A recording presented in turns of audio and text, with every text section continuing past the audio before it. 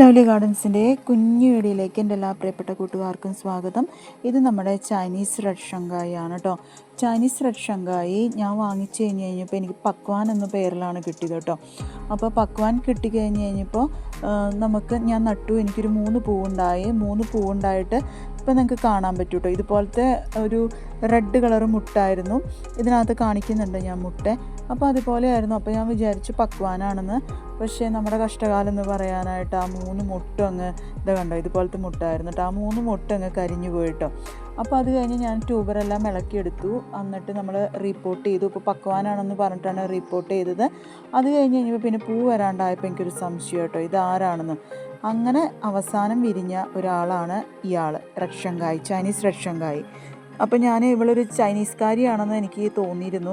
അപ്പോൾ എനിക്ക് തന്ന ആളോട് ഞാൻ ചോദിച്ചു കഴിഞ്ഞപ്പോൾ ആൾ എന്നോട് പറഞ്ഞു ഇത് ചൈനീസ് റെഡ് ഷങ്കായി ആണെന്ന്. അപ്പോൾ നമ്മളത് കൺഫേം ചെയ്തു.